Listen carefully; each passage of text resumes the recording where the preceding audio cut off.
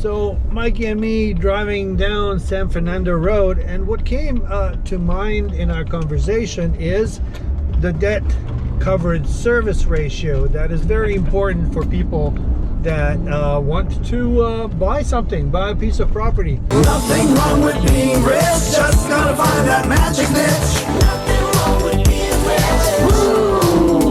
rich. Well, when someone's buying an investment property, they usually need a loan, and to get a loan, they have to be approved based upon their financials or some form of financials. A lot of banks, instead of looking at you as the individual, will look at the actual income that you're going to receive from the building you buy. So for example, you buy a 5-unit building and it gives you $1,000 a month in income. I'm making these up, of course. And how do you qualify for the loan? All they care about really is the debt coverage service ratio. And what that means is, do you have enough income coming in to actually cover the cost of all your expenses and debt? And they have a debt coverage service ratio, otherwise known as DCSR. Typical debt service coverage ratio is 1.25. So let's say you have $1,000 in expenses.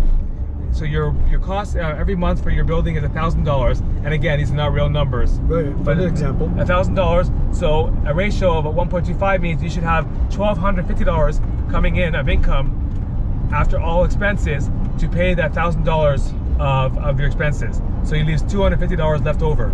That's debt coverage service ratio, DCSR. So for example, you're buying a building, and I just bought a building, and I buy it for $1 million, and they're gonna say, in order for you to qualify, you have to have 35% or 40% down to meet the debt coverage service ratio.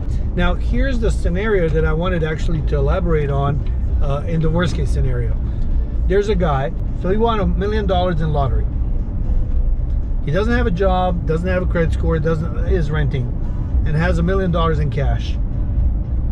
Can he buy a duplex?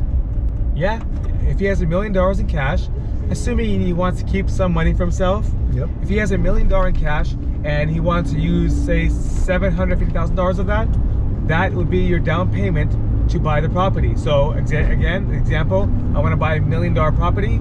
I need a debt service ratio of 1.25, and typical down payment to get that ratio is, say, 40%. What does that mean? On $1 million property, I need $400,000 to buy that property and to qualify for that property just based on the debt service ratio. And so yes, he could buy that property. They don't care about his taxes. They don't care about his income.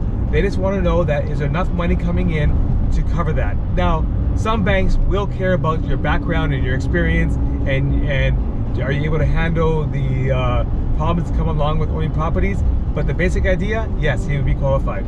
So if he were to invest in a duplex, for example, and that duplex provides enough income for him to qualify, at some future date, can he move into that duplex as well? Yeah. Honestly, once you close, you can do what you want.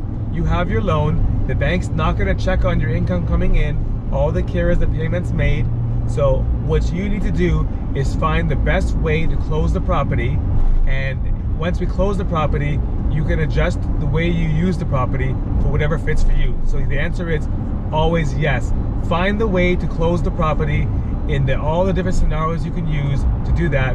In this case, we're talking about debt service coverage ratio and having a big down payment, but there's also many other ways you can close properties to do this too. Cool. I just wanted to cover this one since we were talking about it. Mikey, you make me happy. And you too, probably. If you have any comments, don't forget to subscribe and click the notification button so you can actually follow up on all these beautiful topics, and put down in the comments what you think about the debt service ratio.